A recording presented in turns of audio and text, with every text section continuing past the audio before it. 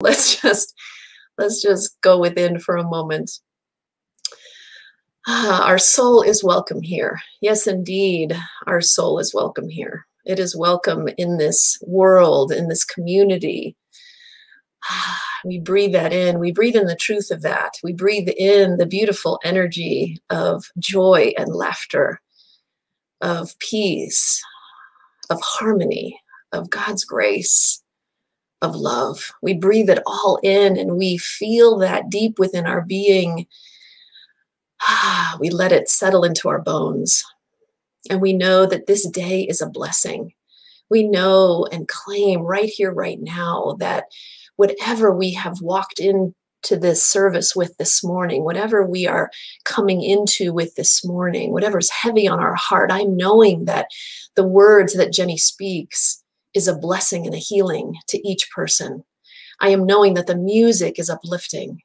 I am knowing that every person here is surrounded by that beautiful container of love and light that is spirit. I'm knowing that wherever you are, that each one of us is connected, one heart to the other. That beautiful light and energy goes out from our hearts and connects us to one another. We feel that. We know that. We know that we are loved. We know that we are held. We know that we are surrounded in that presence and uplifted in that presence today. And so with that, with gratitude in our hearts, we let this go. We allow it to be, and we trust the unfolding of spirit in our life, knowing that we are never alone, knowing that we are always guided, supported, and loved by that never-ending presence called God, called love, called spirit, called source. And so with that, we simply say, and so it is. Amen. Morning, everybody. This song is called Free Child of God. It's by Janice Kelly.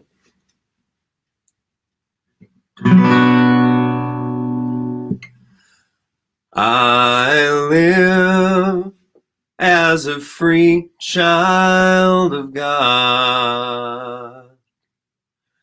I live as a free child of God.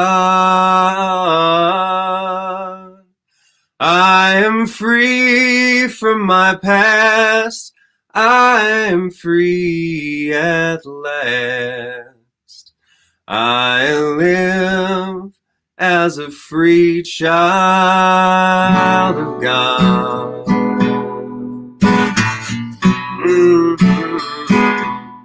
I think as a free child of God.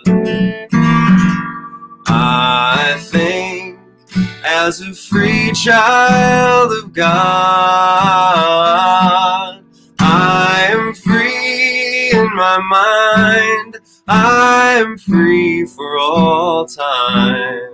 I think as a free child of God.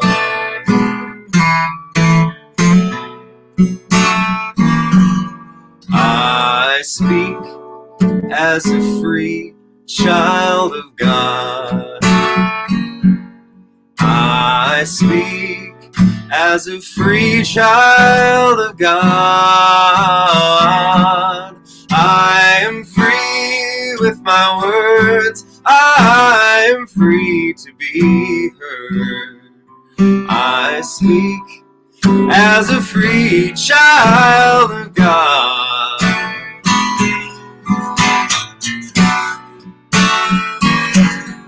I breathe as a free child of God.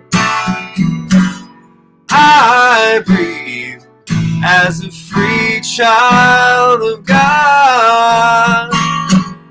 I am free to expand. I am safe in God's hands. I breathe as a free child. I speak as a free child. I think and I live as a free child of God.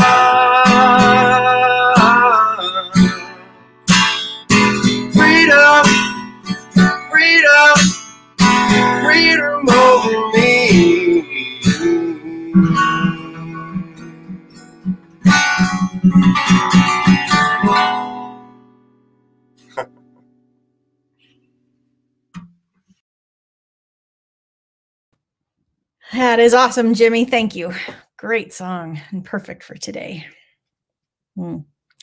So let's start as we do every week by harmonizing our hearts, knowing that no matter how close together or how physically distant we are, that we can harmonize our hearts always and be in that oneness together.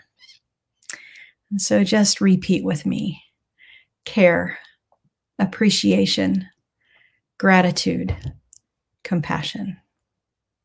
Care, appreciation, gratitude, compassion. Care, appreciation, gratitude, compassion. So, welcome to the last Sunday, the last day of February. And as we wrap up this month, we wrap up our monthly theme of One Journey, Many Paths. Now, this is also the last day of what is officially Black History Month. It's a month that we dedicate to growing in our awareness of and to honoring the mostly overlooked contributions by Black people that have made life better for everyone. Now, today's topic is Journey to Freedom, which, especially in light of Black History Month, kind of puts us in mind of the arduous journey that Black Americans have traveled from a legalized physical enslavement to where we are in our country on this journey today. But I'm not going to talk about that journey because, I am a highly privileged white woman. And as much as I have tried to grow my own awareness and be more inclusive, I still don't know nearly enough to speak about that journey in any comprehensively intelligent way.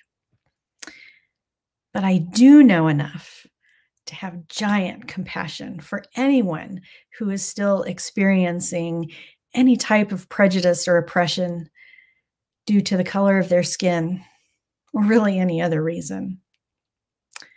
And I can live from that principle of oneness in which I believe and treat every person in my path with respect and kindness. So instead of trying to talk about that experience, I'm going to talk about the journey to freedom in terms of how we in New Thought use the concept of freedom to better our own lives and the lives of others. Because of practitioners of New Thought, and I don't mean just our licensed practitioners who serve as your companions on your spiritual journey, but more I'm referring to all of us who practice New Thought teachings.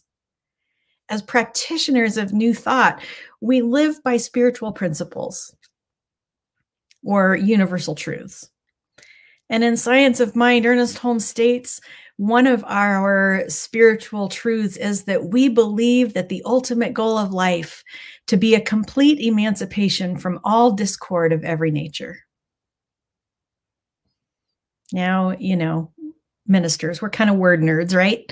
So the word nerd in me really wanted to look up, well, what does emancipated really mean? We've always equated that with freedom, but what does the dictionary say about that?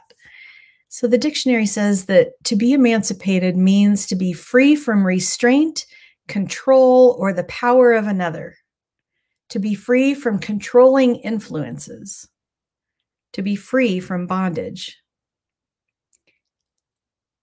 And discord, in that truth that Ernest Holmes states, discord means lacking harmony, agreement, or alignment.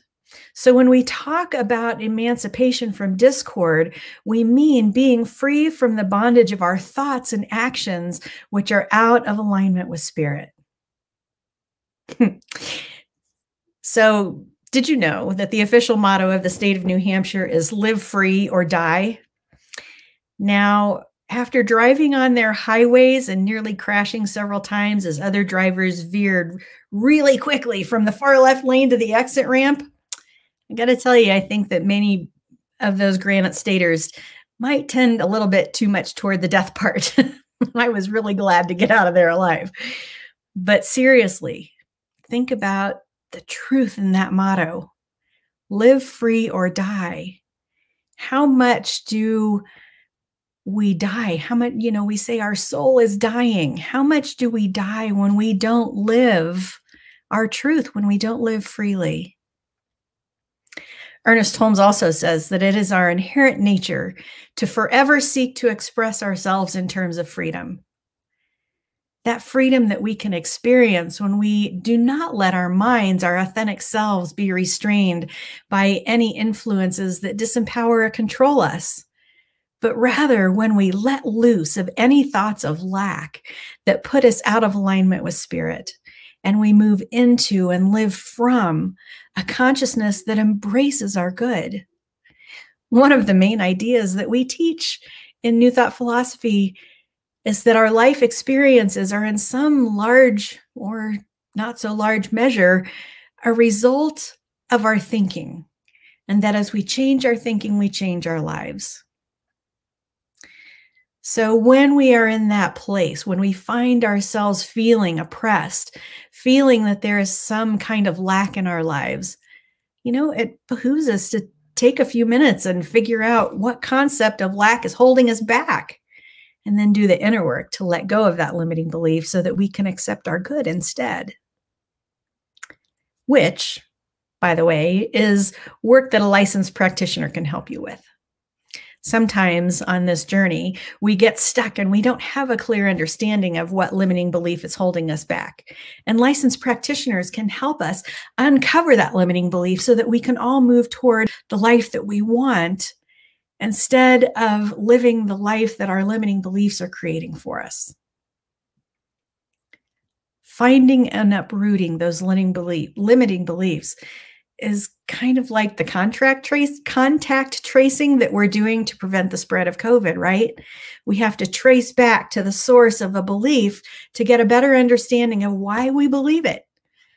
And then we get to decide if that belief is really true for us still, or is just a product of our past learning and exposure to ideas that don't serve us any longer in the highest ways.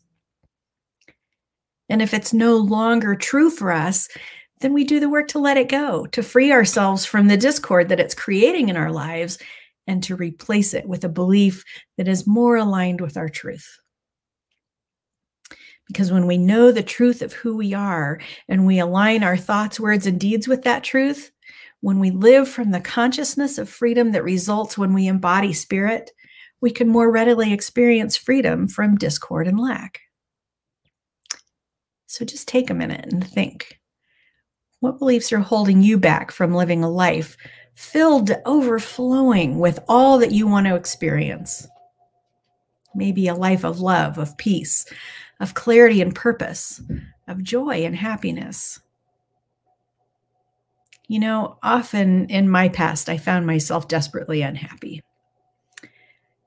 But in doing my own inner work, I've discovered that I was unhappy mostly because of blame and misperception. I have blamed not having the life I want on so many things, on my parents, on my lack of height, on not having enough money, on not having enough knowledge or experience. I've blamed myself for making mistakes that prevented me from achieving a desired goal. I've blamed others because they couldn't love me the way I wanted to be loved, or didn't recognize my worth because they couldn't see past my physical appearance.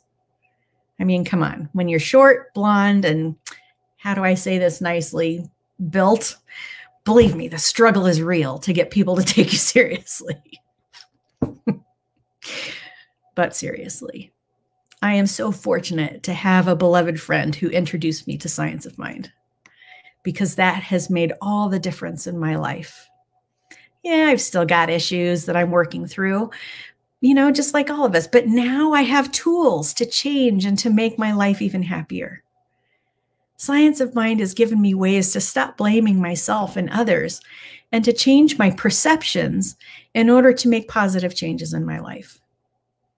It's taught me about forgiveness, acceptance, and that, I am lovable and I am loved. I'm not just a loving person, but I am lovable and loved. It's taught me to deal with change, with disappointment, with anger and fear in healthy and empowering ways, rather than just giving up and living in misery. And I know that it can do that for you too. You know, at the beginning of each Sunday message, like we did just a few minutes ago, when we harmonize our hearts and we say care, appreciation, gratitude, compassion, we do that because that is a step-by-step recipe for a happier life. If we approach every person and situation with love and care, if we find something to appreciate because we've learned something from that experience, if we can be grateful for all that we have learned and have compassion for ourselves and others and for their situations and our situations, gosh, we can hardly go wrong at trying to create happier, more fulfilling lives. But a big part of realizing love, appreciation, gratitude, and compassion in our lives is found in forgiving ourselves and others, in allowing love to change our perception of people and situations so that we see them in a new, true light. When we dwell in unforgiveness, when we don't see beyond what we perceive to be true to the real truth, we enslave ourselves to lives that are limited, small, and constrained. But through forgiveness, through perceiving truth, we can change that. There's an ancient blessing spoken in Mexico that was created in the Nahuatl language. Now, it's not known who created or first spoke this blessing, but the blessing itself deals with forgiveness, affection, detachment, and liberation. And I'm going to read it to you now. And as I do, just close your eyes if that's comfortable for you. Go within and think about those areas in your own life that may be keeping you bound by your own limited thinking. These are the areas that you may need to do some work in. Perhaps forgive yourself or someone else, or find a new outlook on some situation that is causing discomfort. Then release those old ideas and affirm new healing and freedom for yourself. But here's the blessing. I release my parents from the feeling that they have already failed me. I release my children from the need to bring pride to me, that they may write their own ways according to their own hearts that whisper all the time in their ears. I release my partner from the obligation to complete myself. I do not lack anything. I learn with all beings all the time.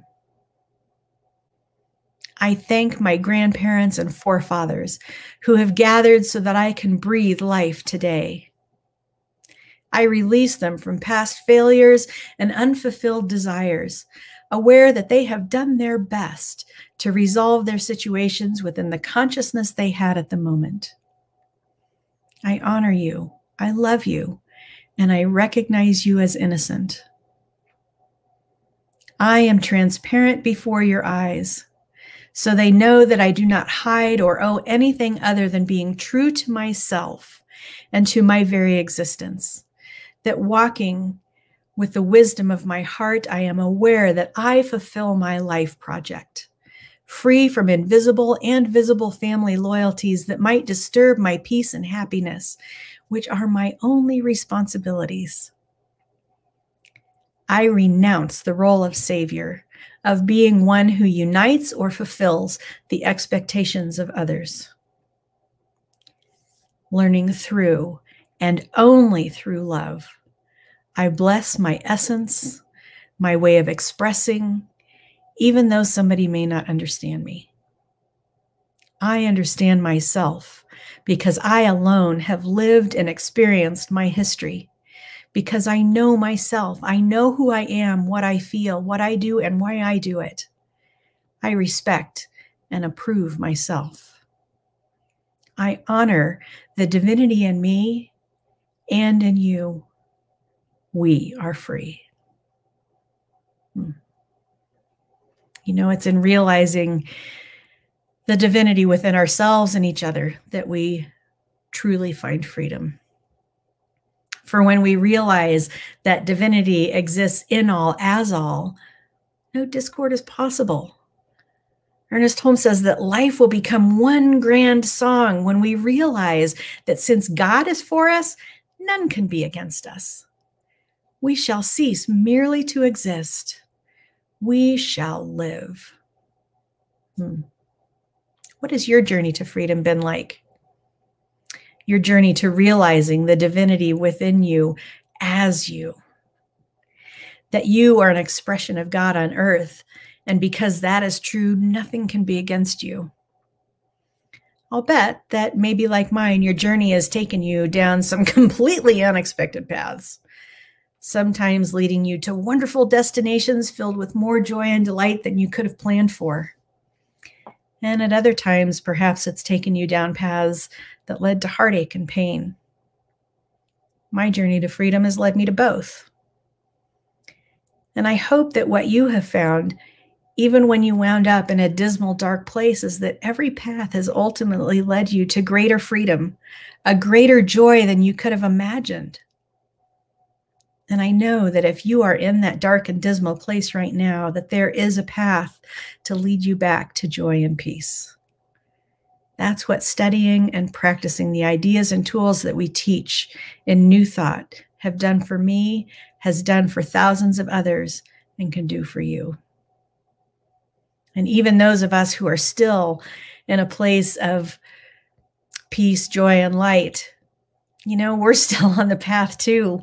We're still on our journey, because no matter where any of us are on the journey, no matter how different the paths each of us is taking, it's all the same journey, right? One journey, many paths. The path to freedom lies in claiming, accepting, and embodying our own divinity. All good flows from this realization and our choosing every day to walk as closely in alignment with it as possible. Because as Ernest said, that is when we become fully alive and experience the greatest joy, the peace that passes understanding, the deepest love, and the nearly unbearable lightness of being that true freedom brings. So, this is your homework for the week ahead. Keep looking at those areas where you feel limited and disempowered. Realize that even those areas are part of the divinity within, and then throw off the bonds of limiting beliefs that create any discord for you. Come back into alignment with the love of spirit and claim that joy of living a full, free, and magnificent life. It's here for you. It's here for you. It's here for all of us, if we just accept and claim and embrace it. Please join me in prayer. In this moment and in every moment, God is right where we are. No matter where we are on our path, God is there, because we are constantly being led back to that place of freedom. That is our journey. That is the destination, freedom. Freedom that we know to be spirit, because spirit encompasses everything that we could desire: love, peace, compassion, joy, truth, beauty, light, abundance, wisdom. And I know that every person, no matter where they are on their path to realizing this freedom, the freedom that knowing the divine within themselves is that they are supported and held in highest love. And so I bring forth compassion, respect, and kindness for all of us as we continue to keep walking toward the light and the joy of freedom. I know that we each have the power to release blame and to forgive any person or circumstance we feel has hurt us or restricted our freedom to live in the best ways possible. And that we claim the freedom that is our divine birthright, so that we may live our truth with power, with peace, and with joy. I'm so grateful for this philosophy, which provides the tools to make the journey to freedom possible, and for the thousands of lives that it has changed for the better of those who choose to practice it. I claim this freedom now. And if you would like to claim this freedom for yourself, please join me in saying, and so it is.